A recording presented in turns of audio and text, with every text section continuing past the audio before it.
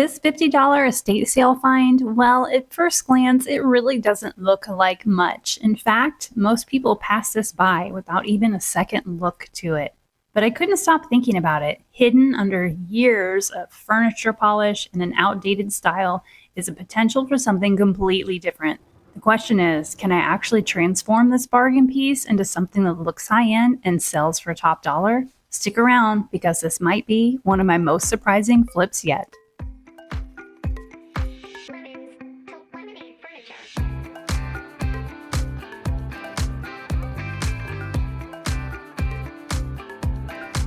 I'm excited you guys are here today because today I'm going to tackle a challenge that's been buzzing in my mind for a bit. I'm going to do a themed dresser flip.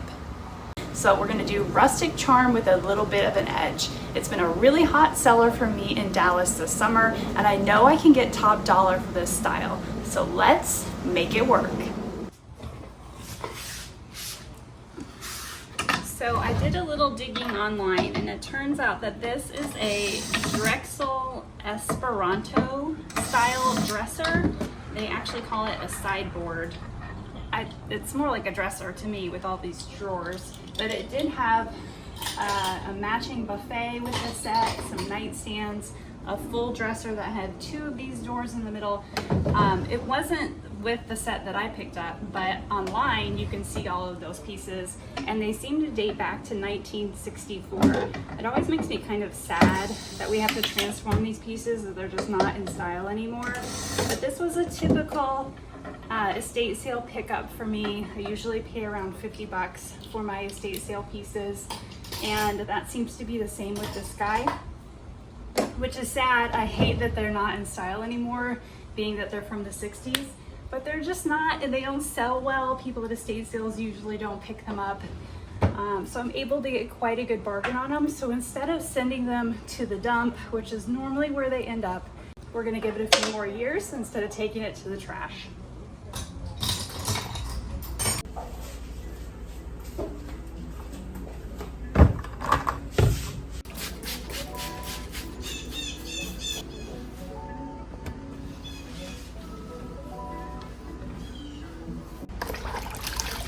I'll use some simple green to get off all of the old dirt, grime, and especially the furniture polish that was used on this.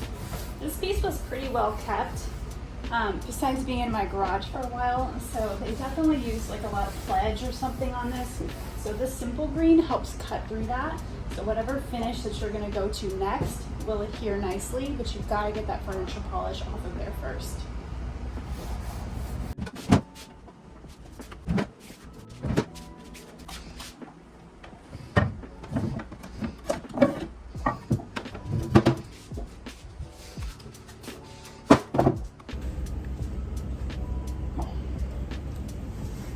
It's the first time I've ever found money.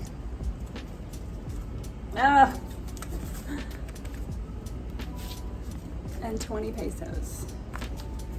5 euros and 20 pesos. It's something.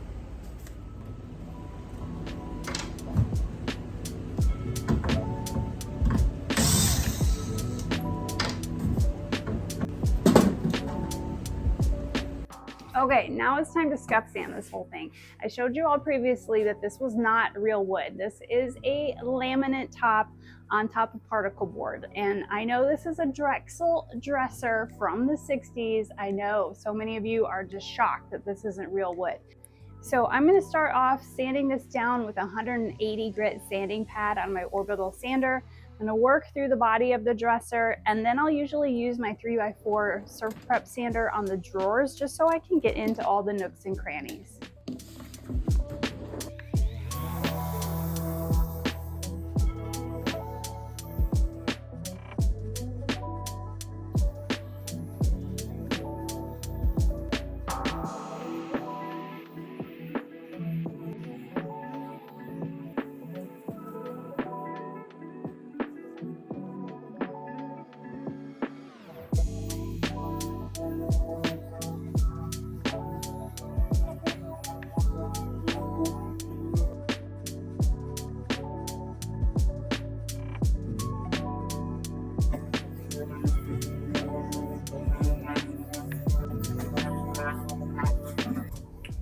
Okay, I'm going to strip the base of this and do a raw wood looking base on this dresser. I think that would suit it really well for this look that I'm going for. I am dealing with definitely a failing finish on the bottom. You can tell it's been hit with a mop, hit with a vacuum a few times. It has some little cracks and chunks missing off of it. So I know that this finish is going to be really quick to get through. So I'm going to use my Festool Rotex 90. If I didn't have this, I would go ahead and just use the acetone like I've showed you in previous videos on how to get the finish off of this. But this should get through it in about 5 minutes tops. So let's use this guy.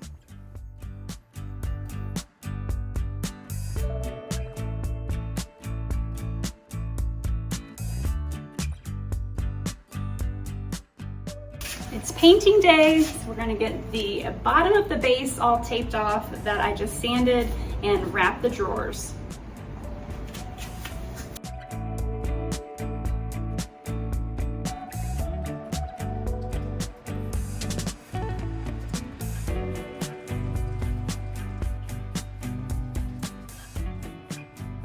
I literally forgot all about this door that I still need to do something with. So it has these screws in the back of it to take the panels out, but this part itself looks like it's not removable. Just the black part in the back, which sounds like plastic to me. So I'm gonna get these off of here and then decide what in the world we're gonna do with this.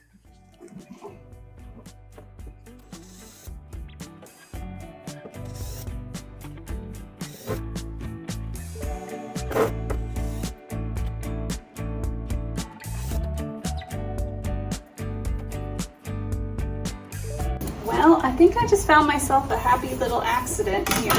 When I took out these back panels, the lattice is not attached to this frame. It is just stapled in. It's not actually part of the door. I actually thought it was because it looks like it is on the front. But it looks like I'd be able to take some upholstery tools and get this lattice out, which is actually perfect for the look that I'm going for this, with a little help from today's sponsor. So I really want to add a little bit more character to these drawer fronts and add some decorative detail onto them that wasn't that original lattice work that I think is just really out of style. So I'm going to use my new laser cutter and engraver. This is from Creality. It is a Falcon 2 Pro, and it comes in a 22, 40, or 60 watt version. I've made a few different projects with mine already, and I do know that it can cut through a 1/4 inch thick material, no problem. So that is what we're going to use today for this project. This system is fully enclosed so that I can cut or engrave a ton of different sizes. The cutting area is about 15 3/4 inches square, and that is more than enough for the project that we're going to do today.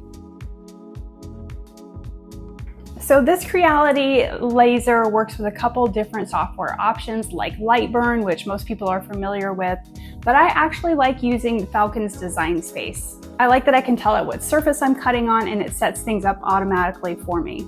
I want to cut all of these pieces out, so I set this to cutting and pop in my material and hit start.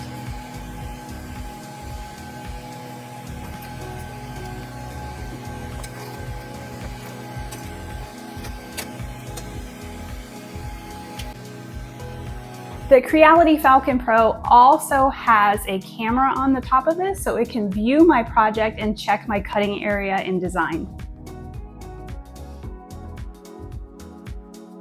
I originally wanted this to make some fun swag to take home for my clients that buy things from me, like these fun coasters. I thought that was the project we were going to do today, but when those panels actually were able to come out of the door fronts, I knew exactly what we were going to do.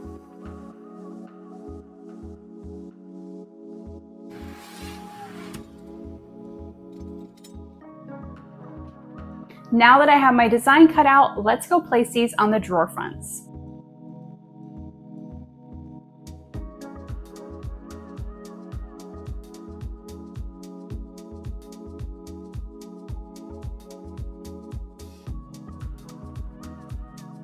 Let's pop the rest of these little bitty delicate pieces out of our trim piece here, and I'll show you what this is going to look like as the new panels.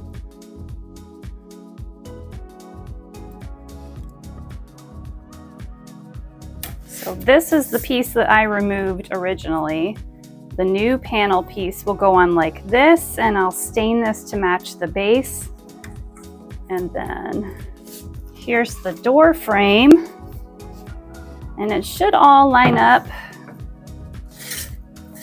perfectly once I get it glued into its places. So it'll look something like that.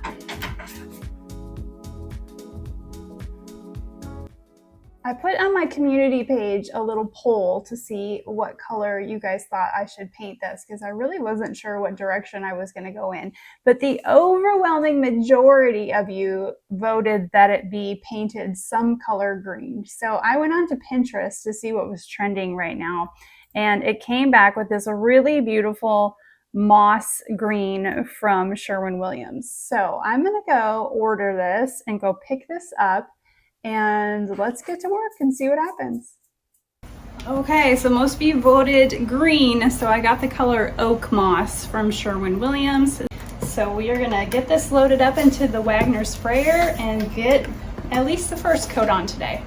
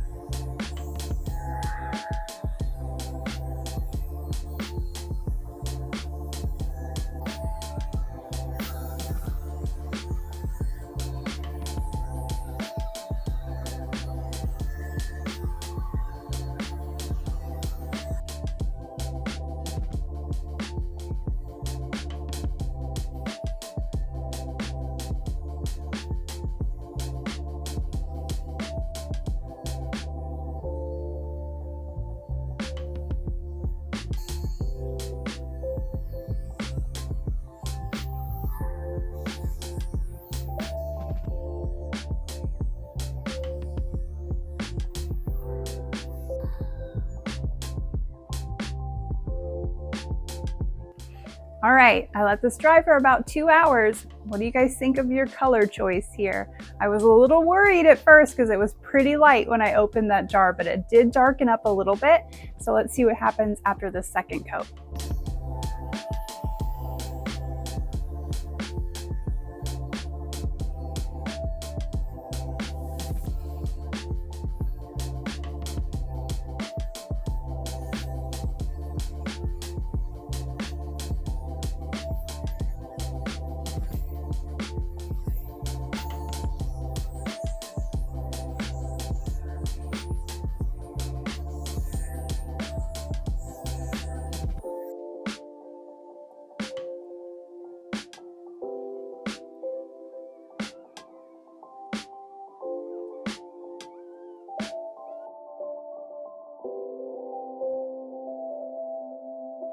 I got some extra beige paint out of my extra paint cabinet, and I'm going to make a paint wash for the base of this instead of staining it. So I like to take my measuring cups and do about a 3-to-1 ratio. So I'll do a 3-part water to 1-part paint to start.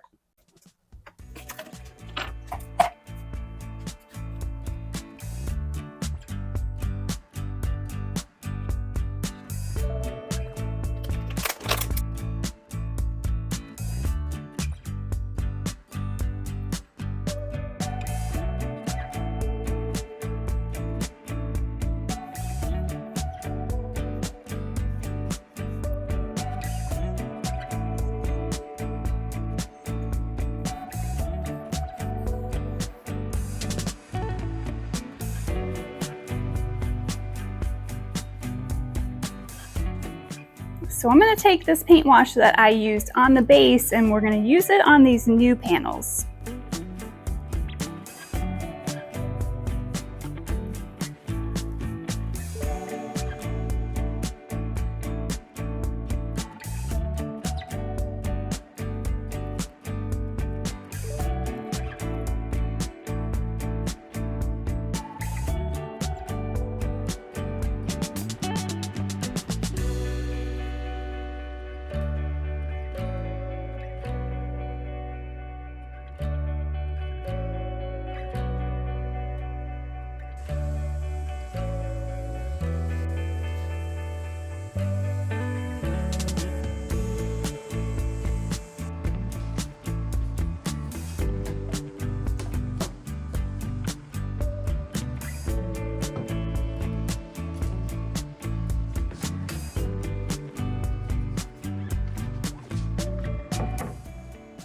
try some gilding wax on these handles instead of spray paint. I just want them, they're a little like tarnished right now. I did clean them up, but I think this is gonna give more the look I'm going for versus spray paint. If I don't like it, then I'll spray them, but we're gonna try the gilding wax first.